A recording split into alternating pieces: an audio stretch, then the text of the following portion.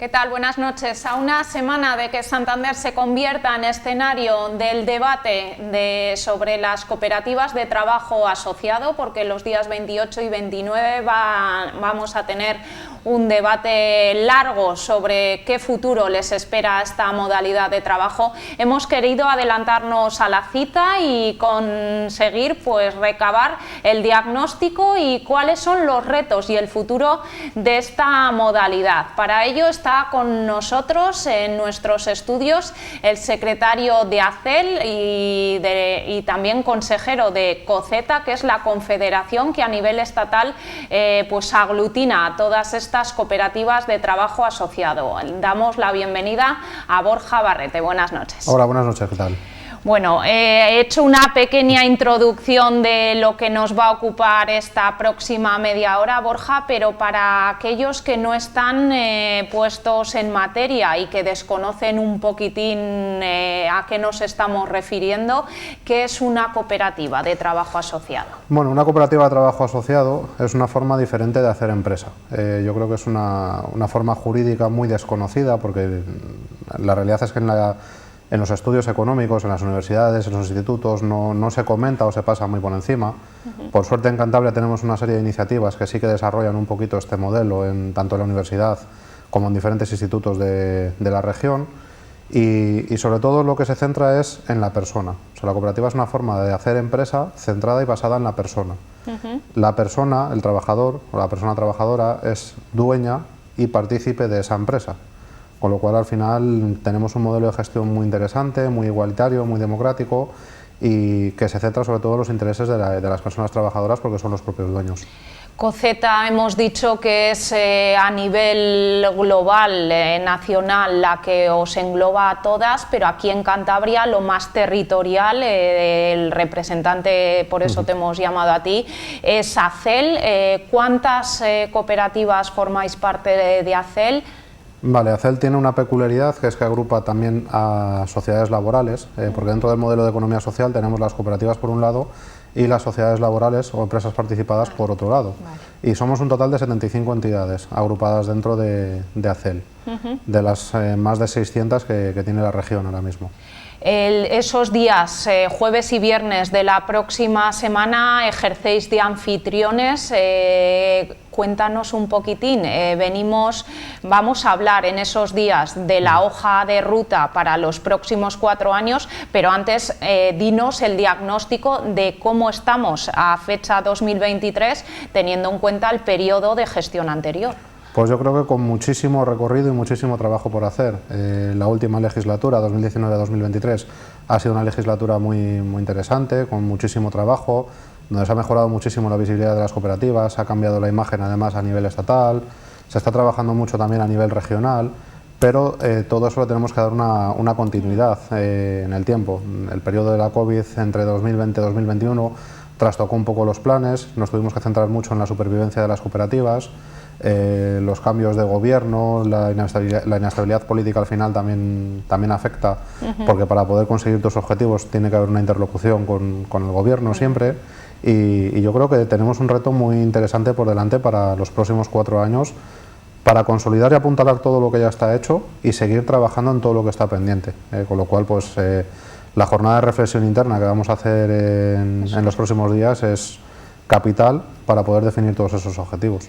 Has puesto encima de la mesa esa interlocución necesaria con el gobierno, esos retos y esos baches a los que os tenéis que enfrentar como cualquier otro tipo de empresa, vamos a decirlo, pero el cooperativismo se ha visto siempre como algo pequeñito en lo que trabajamos por y para nosotros. Quizás la guerra, la inflación, el COVID, ¿a vosotros os hizo más daño que a los grandes? Al contrario.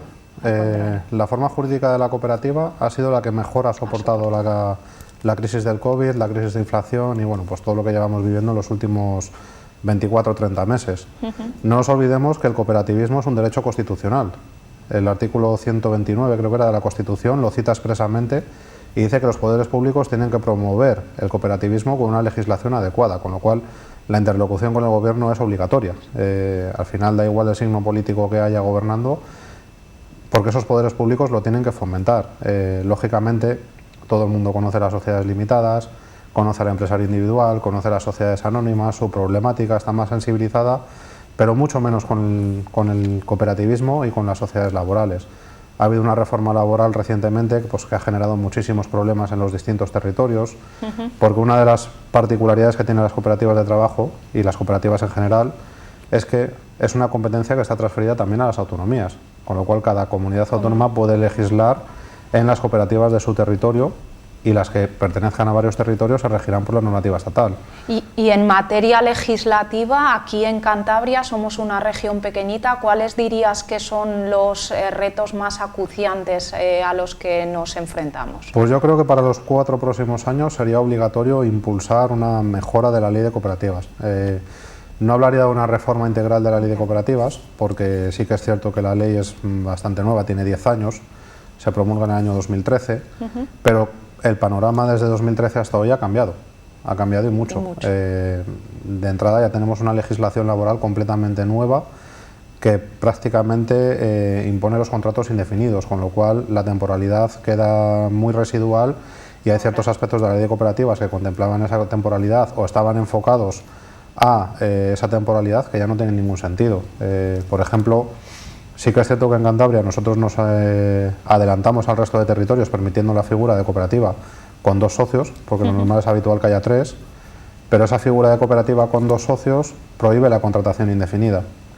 Con lo cual, con una legislación que te obliga a contratar de forma indefinida, de facto la cooperativa la estás dejando sin poder contratar. Pues son pequeños aspectos de la ley que hay que ir remodelando y mejorando para adaptarlo también a los nuevos tiempos y sobre todo a las nuevas corrientes de economía. Ahora está muy de moda la digitalización, el trabajo en entornos digitales, las plataformas de cooperación, con lo cual todo eso la ley lo tiene que ir recogiendo, lo tiene que ir adaptando, porque no nos olvidemos que como Cantabria tiene legislación autonómica, es por la que nos ceñimos la mayoría de ellas. Aspectos específicos por los que nos caracterizamos aquí en Cantabria, el reto demográfico, la despoblación, es algo que pones encima de la mesa de ahora, de la necesidad imperiosa de trabajar siempre en la digitalización. ¿Eso cómo se traslada a una cooperativa? Bueno, a ver, la cooperativa yo creo que al final lo que hace es contribuir a tejer la economía del territorio. La cooperativa suele estar arraigada en entornos muy locales, suele generar trabajo en entornos muy locales y yo creo que eso también ayuda a la despoblación, a la falta de arraigo, a generar economía. Está demostrado, como ya he dicho antes, que las cooperativas hemos sobrevivido mejor a la crisis de la COVID porque al final no tenemos un objetivo mercantilista puro y duro. Lo que tenemos es el objetivo de generar empleo para los propios socios trabajadores, con lo cual eso es una ventaja competitiva al final. Te vas amoldando y te vas adaptando a todos los retos que te van poniendo por el camino. Cuando hemos tenido ocasión en estos estudios de hablar con emprendedores a los que se les pregunta pues, cuáles son las principales dificultades a las que se enfrentan cuando tienen que poner en marcha y dar el paso, nos hablan de la excesiva burocracia. En el caso de las cooperativas sucede lo mismo. Sí, porque al final es un modelo jurídico, es una forma jurídica de empresa, con lo cual estamos sujetos a la misma legislación que una sociedad limitada a nivel fiscal, laboral o contable, con las particularidades que tiene la cooperativa, que tenemos también un régimen fiscal propio, eso complica también nuestra burocracia. Sí que es cierto que, por ejemplo, en Cantabria se ha dado un paso muy fuerte hacia la digitalización. Hace unos años se tenía que hacer todo en papel, prácticamente, pues desde presentar cuentas, cambios de socios y demás. En los últimos 2-3 años, también incentivado por el COVID, todo eso se ha ido digitalizando y facilita un poco nuestro trabajo diario. Pero sí que es cierto que hay que avanzar mucho en esa simplificación burocrática, ya no solamente en el cooperativismo, sino también a nivel de todos los sectores. En cuanto a sectores, cuando oímos la palabra cooperativa, a todos nos viene a la cabeza muchas veces el sector primario, las cooperativas agrarias, pero preparando esta entrevista y buscando documentación me he dado cuenta que en estos tiempos que corren, 2023, hay cooperativas de trabajo asociado en muchísimos sectores que desconocíamos. Sí, es que casi cualquier sector admite una cooperativa, ya no de trabajo, sino, bueno, las cooperativas agrarias, por ejemplo, son una forma particular de cooperativa, las cooperativas del mar, las cooperativas de educación, Aquí en Cantabria hay cooperativas de educación muy importantes. La de trabajo, la particularidad que tiene es que genera empleo. O sea, las de educación pues son para sus alumnos o para los profesores, que pueden ser mixtas con trabajo si agrupan a trabajadores, a profesores. Sí. Las de consumo son pues para los socios, son los consumidores, y la cooperativa es para esos consumidores. Las de vivienda son para promover edificaciones y los socios de esa cooperativa son los propietarios de esas viviendas. En el caso de las de trabajo, los trabajadores somos propietarios de la cooperativa y nuestro objetivo es generar trabajo. Estamos rodeados de cooperativas de toda clase.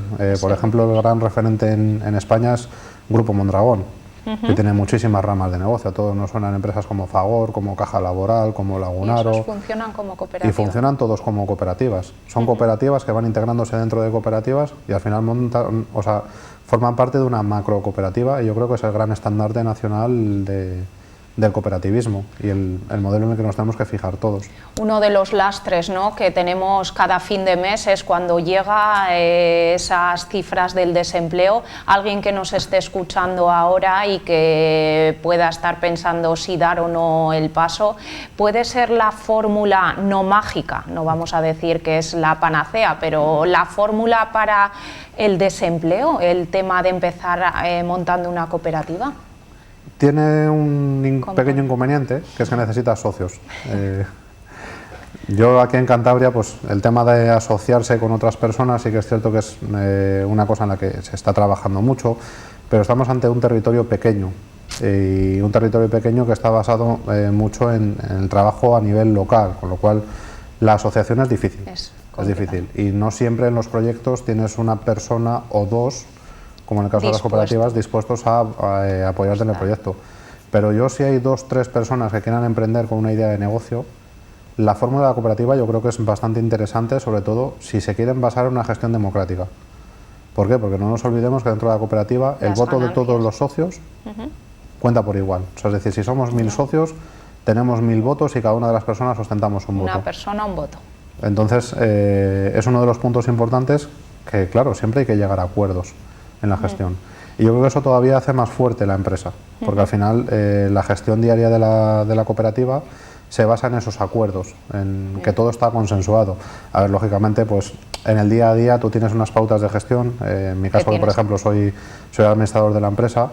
Tienes esas pequeñas pautas y unas directrices que fijas al final de año que te dan margen pues para ir actuando tú en consecuencia de esas decisiones, pero que cada vez que hay que tomar una decisión importante, si entra un socio, no entra, si hay que hacer una inversión, si no, pues todo eso tiene que ir consensuado. El diálogo fundamental, y a la hora de repartir las ganancias, ¿es un asunto que en las cooperativas da que hablar o se tiene claro desde el principio cuando se apuesta por ello y está todo, no suele haber problema? Pues de entrada todo el mundo tiene que tener claro que de base el 30% de las ganancias se queda en la cooperativa, como fondos de reserva, para poder consolidar ese crecimiento, porque al final las cooperativas lo que hacemos es generar empleo, y un empleo de calidad, un empleo estable, un empleo igualitario. Tener siempre un pequeño colchón por si va mal. Siempre hay que generar ese pequeño colchón. Eso es decir, por ley, el 30% de esos beneficios se tiene que quedar. Y luego, el reparto de beneficios en la cooperativa, al margen de ese 30%, es libre según lo que los estatutos fije cada una de ellas. Ahora, eso sí, en el caso de que haya reparto a los socios, ese reparto se hace en función al aporte de trabajo que hayan realizado, no al aporte del capital. Vale. Cuestión que es muy importante en la cooperativa de trabajo asociado. Es decir, tienes que justificar tu... Claro, en función de lo que trabaje cada socio, porque el fin es generar trabajo, se otorgará ese retorno, ese beneficio como tal. Hablábamos antes de que habéis soportado como titanes esa batalla que supuso el COVID, años 19-20. Según datos a los que hemos tenido acceso, 18.000 cooperativas en España que generan 315.000 empleos directos, y supone que aportáis un 5% al PIB. En el caso de Cantabria, ¿estos números se corresponden con el diagnóstico positivo, entiendo?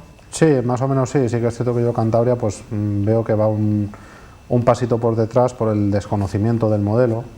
Hay sectores, lógicamente, que están mucho más arraigados en Cantabria, como puede suceder en Castilla y León también, donde las cooperativas agrícolas pues son el día a día de la región. En el caso de Cantabria, pues lógicamente, al tener mar, la cooperativa del mar también.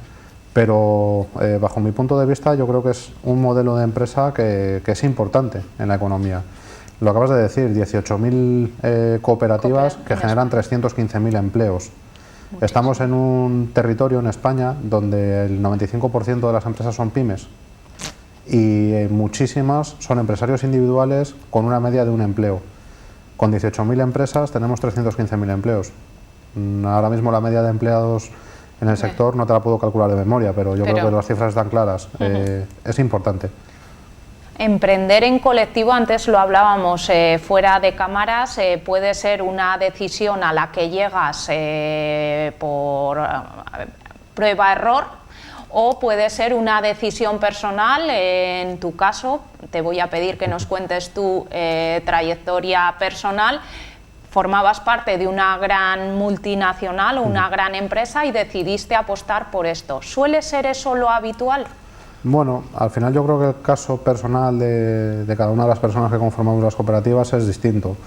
Hay gente que nace ya con la idea de cooperativismo en la cabeza, porque sus padres le inculcan esa idea desde que son pequeñitos, van a colegios cooperativos y al final pues tienen muy interiorizado el modelo. Lo maman. Yo en mi caso casi caí de casualidad. Yo estaba trabajando, como bien dices, en una multinacional. Llegó un momento en el que quería dar un cambio a mi vida y pues bueno, pues surgió la oportunidad de montar una cooperativa. Con lo cual, pues yo, entre las formas jurídicas que valoramos, salió esta y al final creo que fue un acierto. Sí que es cierto que yo había escuchado ya hablar de cooperativas, parte de mi familia ha trabajado en Grupo Mondragón, mi familia, que es agrícola, toda la vida ha formado parte de cooperativas, con lo cual para mí no era un modelo plenamente desconocido, pero sí que es cierto que la cooperativa de trabajo asociado pues no la acababa de conocer como tal. Poco a poco nos fuimos informando, gracias también a la colaboración de ACEL, que nos acabó de dar las pinceladas básicas sobre el modelo y tal, lo contemplamos como opción y al final pues decidimos tirar para adelante con un modelo que nosotros creemos importante, sobre todo por la igualdad y la libertad que te da. O sea, yo mañana, si quiero dejar de trabajar, me doy de baja en la cooperativa y ya, no tengo que hacer nada más. No tienes que poner a la venta tu participación, no tienes que esperar a que venga un socio y te la compre. Es un formato de libre adhesión, o sea, tan fácil como me doy de baja, me doy de alta. Entonces, yo creo que eso nos daba a nosotros la garantía y la flexibilidad de poder actuar en un mercado que es muy complicado y que está muy saturado, pues, como es el mercado del asesoramiento, y al final apostamos por ello. La fecha del año 2027 parece muy lejana, pero al final todo llega. ¿Qué debilidades o qué necesidades ves que tienen que estar puestas ya encima de la mesa para que ese periodo, ese calendario de 2027 lleguemos y digamos, hemos conseguido cumplir con la hoja de ruta? Bueno, yo creo que al final todo parte de una estabilidad legislativa. Tiene que haber una estabilidad legislativa para que podamos actuar nosotros en consecuencia y podamos continuar desarrollando el modelo.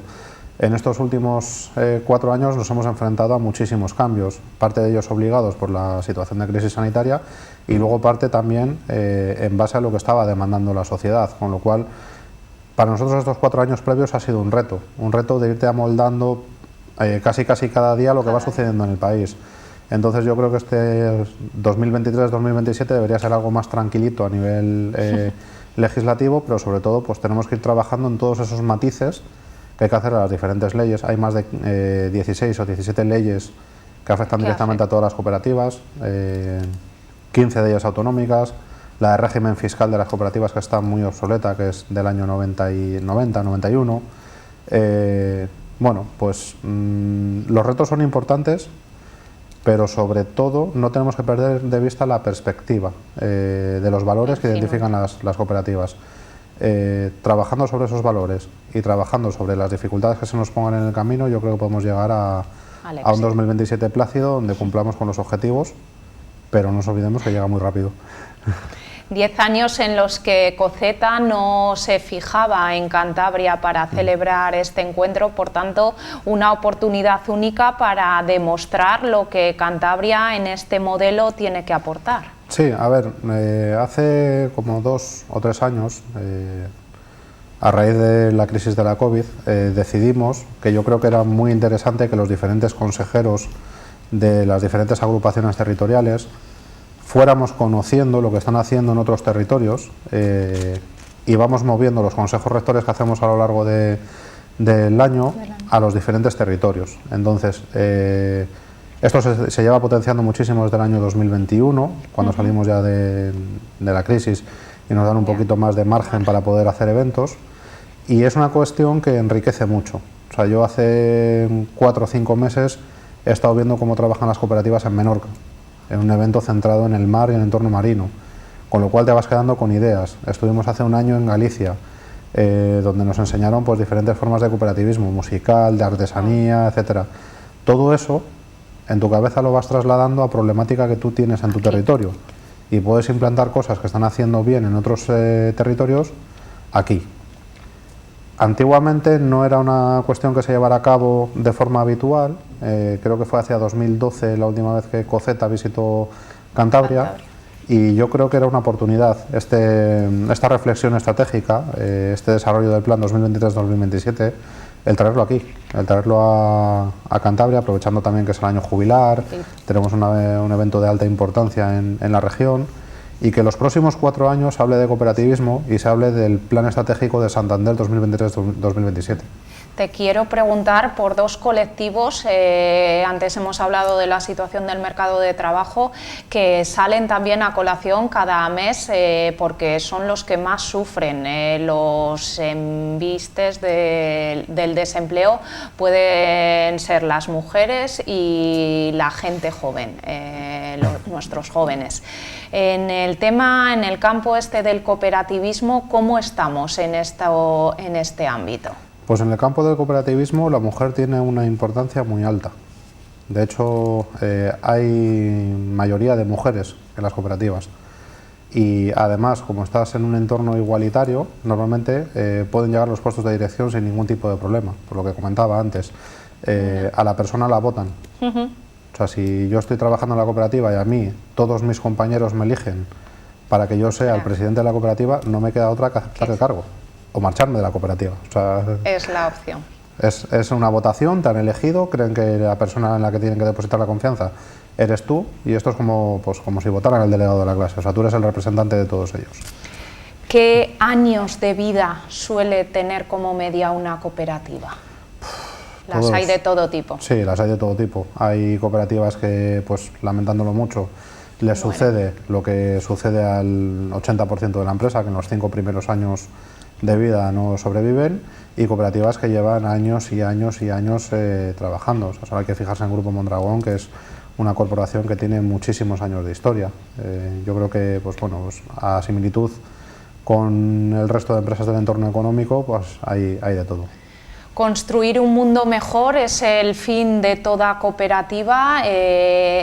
Digamos que en el cooperativismo se deja a un lado el fin 100% mercantilista y se piensa más en otros valores. Lógicamente, al final los principios cooperativos se basan en esos valores de igualdad, de desarrollo sostenible, un interés por la comunidad.